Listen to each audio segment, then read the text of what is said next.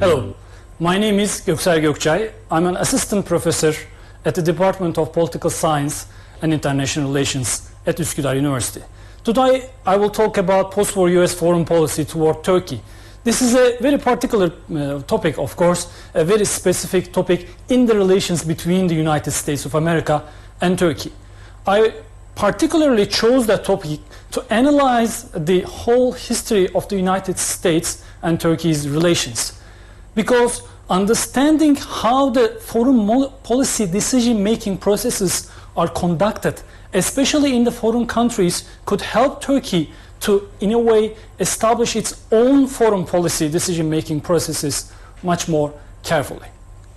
So, in this presentation, I will especially focus on three themes regarding the foreign policy making of the United States in the post-war period. And when I say post-war period, I will especially focus on the immediate aftermath of the Second World War. That is to say, the period between 1945 and 1953. So, first of all, I will begin especially an important topic, that is the responsibility of the region in the eyes of the United Kingdom of Great Britain and Northern Ireland and the United States of America. Especially the burden of responsibility regarding the Near East or the Middle East, as it was referred later, was a particularly important topic for the hegemonic forces in the immediate aftermath of the Second World War. The second theme that I'm going to talk about is regarding the military strategic planning of the United States for the region, and in Turkey, and for the Turkey especially. So, in order to understand Turkey's position in the US foreign policy, we need to understand the general background of the relations between the Near East or Middle East countries. And third, but not least, I will talk about the modernization and development process in Turkey and how it was perceived and in fact was planned by the US foreign policy decision makers. But before delving on these three themes, I would like to focus on how the US foreign policy making was structured. And especially in the aftermath of the Second World War, we see a transition period, not just for the structure of the US foreign policy making, but also in terms of the administration. Since the President Roosevelt has passed away just after the end of the Second World War, Harry Truman, his vice president, took the control of the administration and began to make, of course, some minor changes with, of course, some major changes that were pushed with the events that were unfolding in the early Cold War. And in the second aspect that I want to talk about regarding the decision-making process of US foreign policy, the restructuring of the US Department of State, which is the Ministry of Foreign Affairs for the federal government in the United States, and the restructuring of the relations between the White House and the US Congress is especially important in this period. And if we look at how the decisions made with regards to the foreign policy in the United States, we see a trilateral relations between the White House, the Department of State, and the Congress.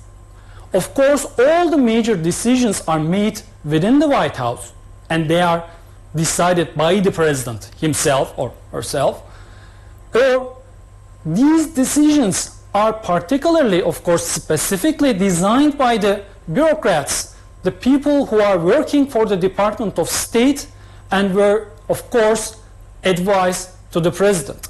But all the, of course, major decisions regarding the whole nation of the United States are also controlled by the US Congress, especially things like appropriations, how the federal money is spent with regards to foreign policy decisions are controlled by the Congress, and of course they are always negotiated with the White House. So in the aftermath of the Second World War, we see a restructuring of the pre-war period of the US Department of State.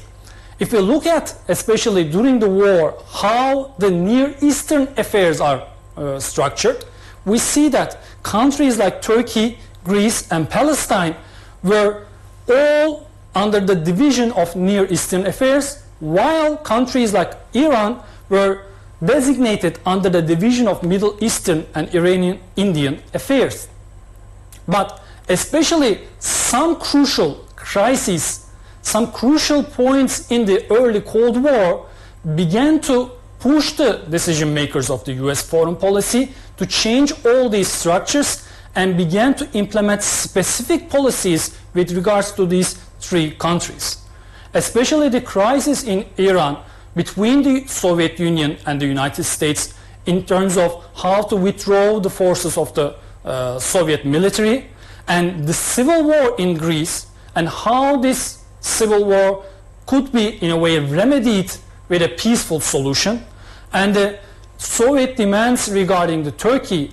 All these crises pushed the US foreign policy makers to reorganize some divisions within the US Department of State and of course align their policies in these countries. So we see under the Office of Near Eastern and African Affairs, they established a new division called Division of Greek, Turkish and Iranian Affairs, and all these countries, these major crisis points began to be analyzed within this specially organized division.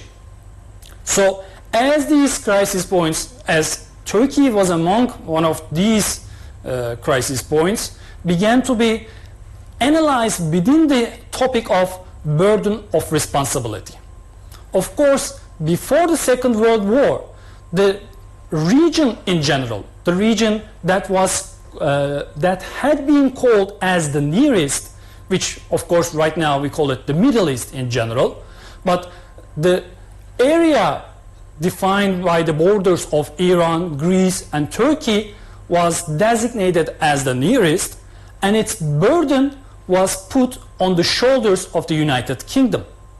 But as the United Kingdom had a major, of course, economic problems, of course, political problems, and it was, of course, was devastated during the Second World War, the United States slowly but surely began to take the responsibility of the area from the hands of the United Kingdom.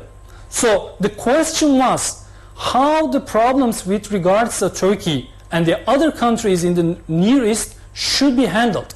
So they began to discuss all these periods in different themes and different topics. First of these topics was the land and lease aid to Turkey. During the war, Turkey began to, of course, accept foreign aid from the United States of America, but of course, with the help of the United Kingdom. All the military aid or the civilian aid for the Turkish military were brought with the British ships and via the British control. So Turkey was quite unhappy in terms of how this aid was delivered, and Turkey was quite, of course, hesitant how to shift to the direct control of the United States and direct relations with the United States. Turkey wanted to have direct control of the delivery of these aids.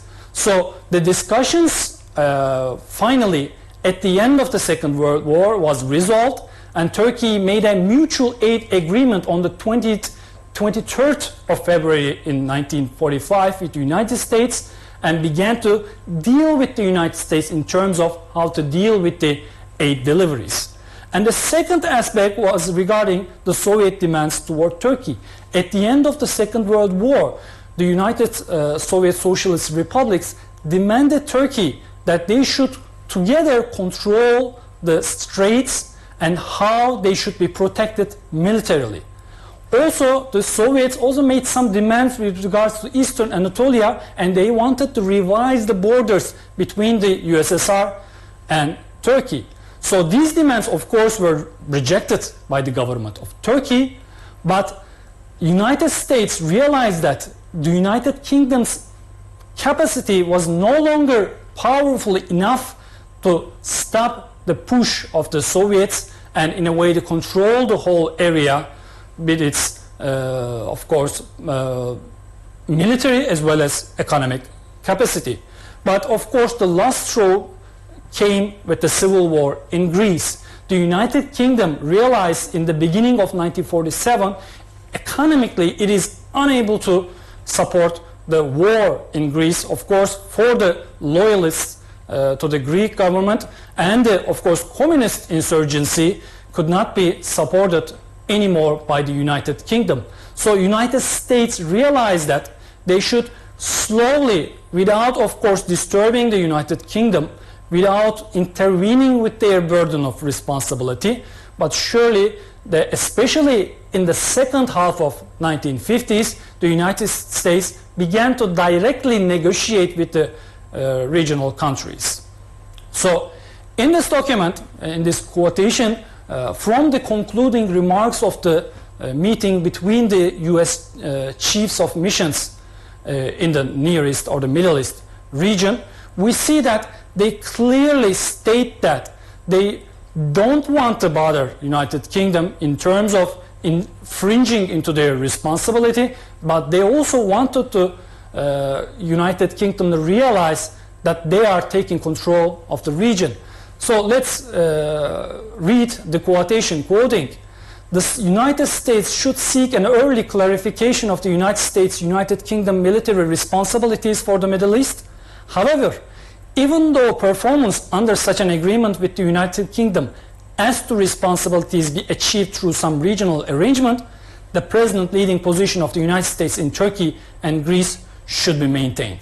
So the United States was aware of the possibility of infringing and having a clash between the United Kingdom and the US, but they also realized that they should keep their leading position in the area and of course collect the fruits of this relationship. So as the United States began to in a way implement its hegemonic force in the region, and another team came to emerge. Of course, they began to discuss how they should organize, how they should decide on the military strategic planning for the region. Of course, they were also contemplating about the possibility of a third world war. So in the case of a third world war, what role should have been assigned to Turkey? They were discussing how to implement it. Of course, some key events began to, of course, made their job much more easier, especially the British note of February 1947, of course, clarified all the dilemmas within the US government as well as within the US Congress. Because in this note, the British administration informed Turkey, Greece and the United States that they will no longer be able to support the governments of Turkey and Greece militarily and economically. So that means that, of course, for the decision makers of the United States, that meant that the United States had to intervene. They had to, of course, take a step forward and take the responsibility of the region. And of course, excuse me, of course, the expression or the implementation of this policy came with the declaration of the Truman Doctrine. The Truman Doctrine said that the United States will intervene into the affairs of the region because this is a fight between the free countries and the countries under the threat of subjugation by evil forces. So this clear definition of being a black and white, being an evil, being a clash between the evil and good, and this depiction of these two ideological forces and the confrontation between them was also considered by many as the declaration of the Cold War per se. So the Truman Doctrine, of course, started the planning of strategic and military organization and the contingency plans for Turkey as well. And one of those plans was the Griddle Plan for the Near East. And Griddle Plan was the Pincher series of contingency plans. And in this plan, Turkey began to receive exclusively military aid under the Truman Doctrine. So all the aid that was provided to Turkey between 1947 and 1948 was exclusively for these military aids to prevent a possible invasion of the US forces and especially the capture of the oil fields in the Middle East. So they especially, for example, began to construct a road between Iskenderun and Erzurum, and this was a logistics road to provide the Turkish army in the event of a possible, of course, a Soviet invasion. But they also were aware of the fact that Turkish forces were not capable enough to stop and, of course, win a fight against the Soviet conventional armies. So the plan was to delay the invasion of the Soviets. While the invasion was delayed, the American B-29 bombers should bomb the Caucasus oil regions in Baku and in the surrounding areas, while the oil fields in Kirkuk and Erbil should be, of course, disabled by the Allied forces. So the role for Turkey was to, in a way, slow down the inevitable invasion of the Soviet Union under this Gredel plan. And they knew that it was much cheaper for the United States to provide the Turkish army instead of sending their own troops to the land warfare. So in the words of the General McBride, the mission chief of the military aid program in Turkey, we could clearly see that. I'm quoting from General McBride. The purpose of the aid program is to increase the combat potential of the Turkish armed forces. The present aid program would not stop the Russians, but it would help. There is enough stuff here now so that the taking of Turkey by the Soviet Union would be an expensive proposition. A lot of Russians would be killed. That is the main idea. It is cheaper for us to make use of Turkish manpower by simply supplying equipment than to bring American boys over here to fight. So the role assigned to Turkey was to provide the cheap manpower to defend the Allied forces against the invasion of oil fields in the Middle East. Of course, this would also would have meant the destruction of the whole Eastern Anatolia, and maybe the Turkish decision makers were aware of that fact. So this, in a way, preparations for the military struggle between the Soviet Union, of course, with the Western Bloc, required also economic strength. But Turkey was under a heavy burden of military spending, and the United States decision makers were, of course, aware of that fact as well. So they also began an economic integration of Turkey using foreign aid to also make it as a model for the third world as well. So the modernization program, of course, after the Truman Doctrine, after the military aid has been provided to Turkey, began with the Marshall Plan program. In fact, it was called European Recovery Plan, but it was colloquially referred as the Marshall Plan, coming from the Secretary of Department of State, George Marshall. So the Marshall Plan designated that the European countries needed an immediate support, not just for their economic development and growth, but also for just sustaining the basic requirements, basic necessities and needs of their population as well. Because especially in the winter of 1947 and 1948, we see that people were actually starving in the European countries. So they needed immediate support of, for example, basic goods like wheat or cereal production. So in this model, of course, Turkey was included with the Marshall Plan by reorganizing its economic plans, by focusing on an agricultural-led development. So within the Marshall Plan, Turkey began to provide the cereal products that Europe needed desperately. Although this quotation is a little bit long, this is giving this whole summary of the whole program of the US foreign aid in the early Cold War. So let's take a look at it. Quoting, "The basic justification for Turkish participation in the ERP continues to be the development of our economy to increase the production and export of agricultural commodities and raw materials which Western European countries must otherwise purchase against dollars. While it is realized that the approach must not be negative and that American agriculture exports to Europe will probably be stabilized at a much higher level than pre-war, it also appears that substantial increases in agricultural production within the ERP area will be necessary in order to restore a balanced economy disrupted by the war, the Iron Curtain, and the gradually changing pattern of production in Eastern Europe. With the largest unrealized potential in agricultural production of any participating country and considerable other natural resources, Turkey has an opportunity to contribute significantly toward general European viability. So let's try to dissect this quotation and understand the mechanisms of decision making in the US foreign policy. So their justification for the inclusion of Turkey was, her purpose was to provide the products that would otherwise be purchased with dollars, because the European countries lacked the dollar. It was called the dollar gap.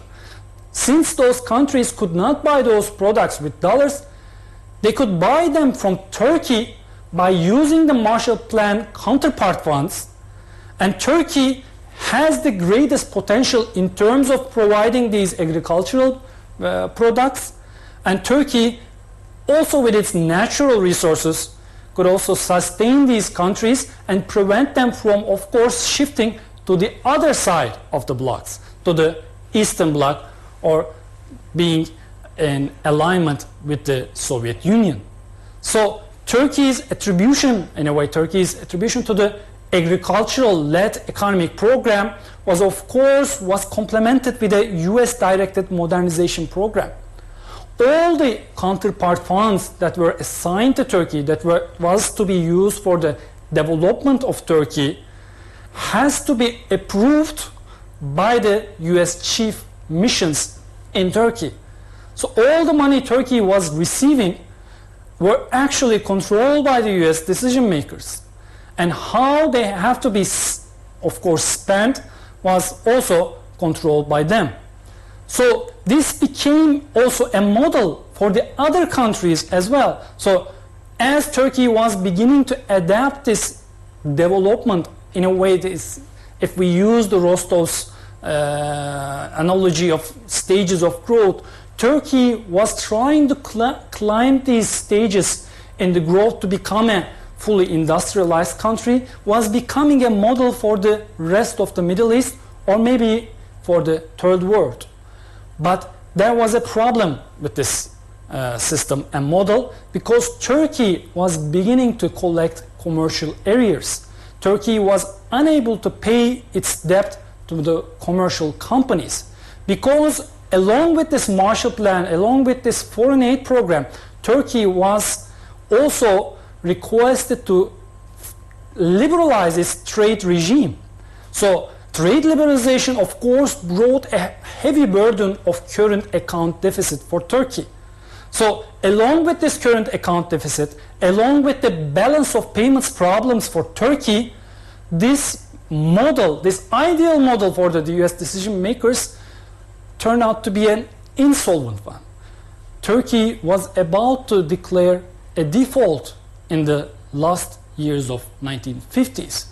Between 1954 and 1956, Turkey tried to get more funding, more credit, more loans from the United States, but in all these attempts by the Menderes governments, it was rejected, because Turkey was unable to follow the stabilization programs and the requirements or the advices made by the US chief of missions.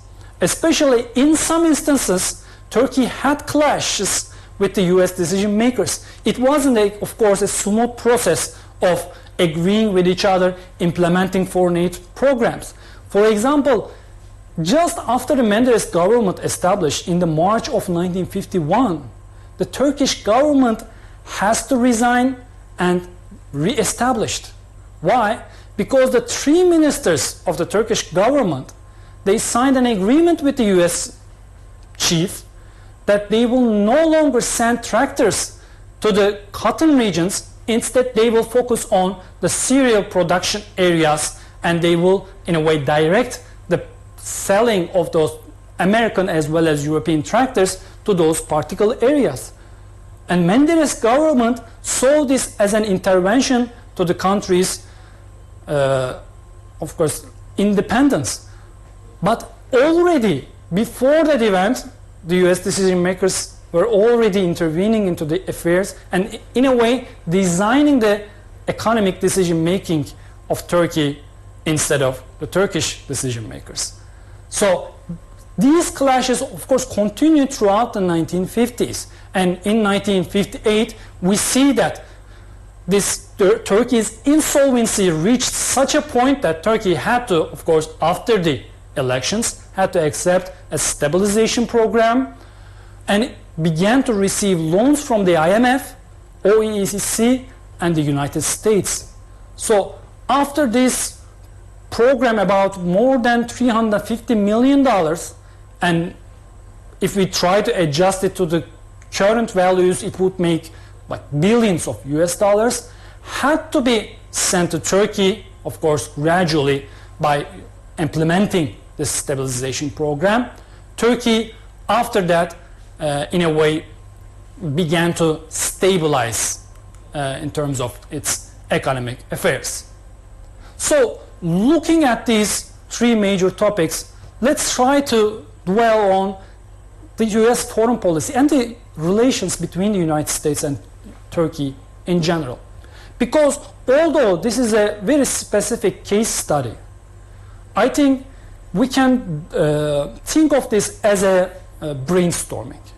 We can use this case and we can try to understand the mentality of the US decision makers and can use these kinds of case studies to, of course, surmise our current strategies and current foreign policies in Turkey.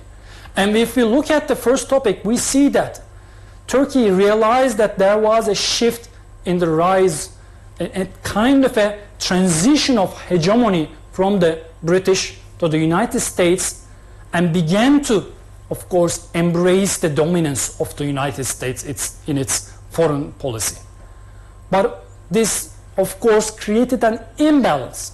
Turkey relied too much on the United States, and of course, starting with the 1960s, we began to see the clashes between the United States and Turkey, especially in terms of the Cyprus issue.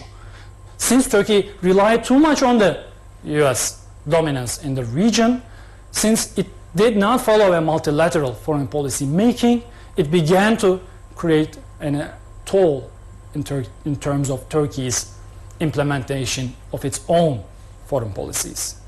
And in the second theme, we see that Turkey's embrace of these strategic contingency plans meant that Turkey became a frontier country. Turkey became, in a way, the battleground for the upcoming, a possible Third World War, and in a way the possible destruction of its territories, and of course a possible annihilation of its population. So Turkey's, in a way, negligence in that sense should also be stressed for these contingency plans. And how Turkey could, in a way, could have balanced these decisions in a way in this period should be studied even further. And in the third sense, and maybe the most important one, while Turkey was focusing on its geostrategic importance, actually Turkey's economic growth, its economic development was maybe the most crucial part of this process. Since Turkey was unable to sustain a balance in terms of its payments, since it could not get rid of this current account deficit, Turkey always tried to rely on the US support in terms of paying for its own investments, in a way sometimes even purchasing wheat from the United States in the middle of 1950s. So all these, in a way, examples could shed some light in terms of the current affairs of the Turkish government as well as its foreign policy making. Thank you for listening.